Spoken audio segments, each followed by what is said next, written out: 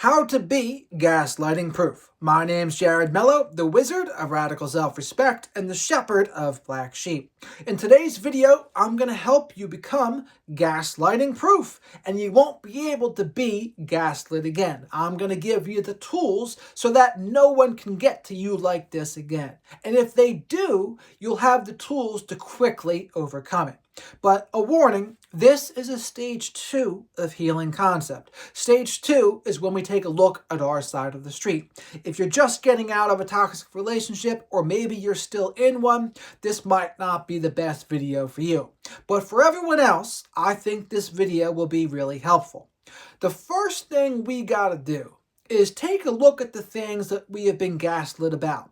What were our biggest triggers? What really bothered us? Our triggers are going to act as signposts, pointing us in the direction of areas we need to grow. And usually, it's one of two things. Either there is something that we feel inadequate about or insecure about that there's some truth in, and that's why we are so bothered by it. But also, they may exaggerate and greatly try to rip into that wound of ours, and that's why it's gaslighting. Of course, a lot of narcissists and abusive people will do this. But in the cases where there's a hint of truth in it, well, that's the signpost pointing us in the right direction of, one, we either have to do the work on it to overcome it, and that would help us become gaslighting proof, or it's something that we have to accept. And there's many versions of things we might have to accept. Maybe it's something we have no control over at all, in which case it is all about acceptance. An example would be you're being ridiculed for being short. Well, there's nothing you can do about being short. Another example would be it is who is saying it that is really bothering you. Maybe it's a parent, or maybe it's a significant other, in which case you might be subscribed to their distorted version of reality. You might be in a trauma bond with them, and that's why it's having such a negative impact on you. But those kinds of people, they tear you down. They tell you everything's your fault, you can't do anything right, etc. But that's a case of being in the trauma bond, and that's why the best thing to do in those cases is to get out of those situations or limit contact with them. But either way, the same applies. Either you have to do some work on something in yourself, or there's something that you need to accept. And I'm going to give you some examples of all these too. For the things that we're inadequate about, for example, someone tries to gaslight you about your parenting. And maybe you do feel guilty because there's things that you could be doing better as a parent. And so when they try to gaslight you about it, it really does bother you because it's touching on a hint of truth.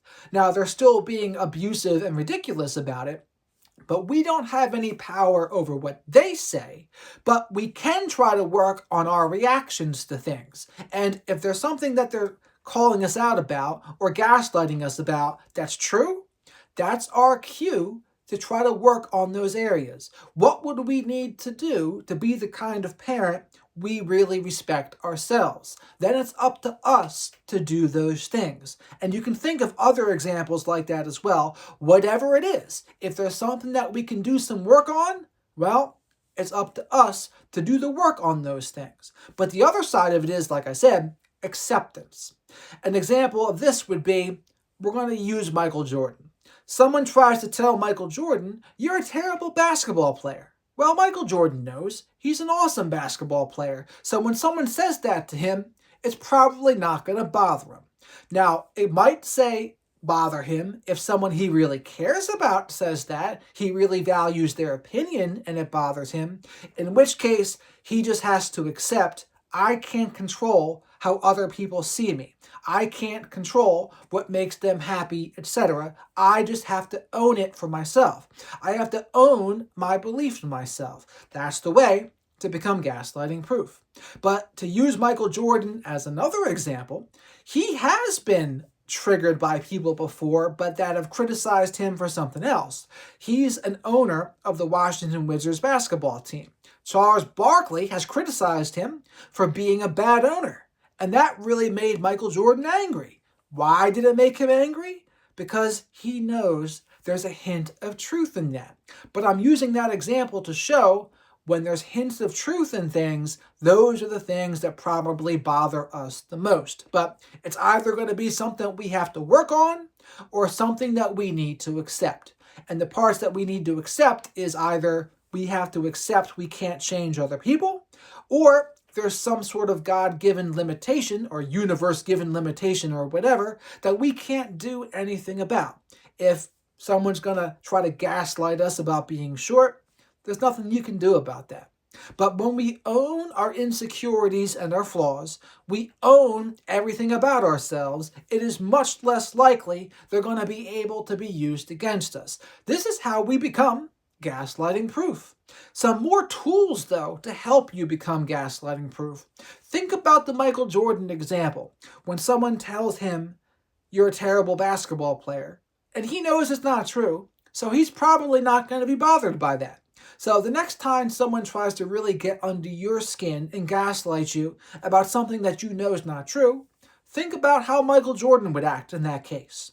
Another good tool is to see them as a malfunctioning robot or the emotional 4-year-old that they are. If a 4-year-old were to say something to you, would it really bother you? Probably not. So whenever someone tries to say something like this to you, see them as an emotional 4-year-old or a malfunctioning robot. It will probably help you to disempower their thoughts and their whatever they're trying to say to you. It's not going to have as much power over you anymore when you see it that way. But to reiterate what's going on here, if something really triggers you, it's one of two things. It's either touching on something there's a hint of truth on, or there's something that you need to accept that you haven't accepted. This is why the serenity prayer is so important.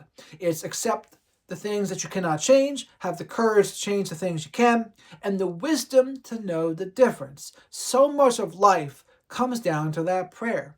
So when someone tries to gaslight you about your abilities in something, especially if it's something that you're a little insecure about or you feel inadequate about, that's something to do some work on if it's something that you can change.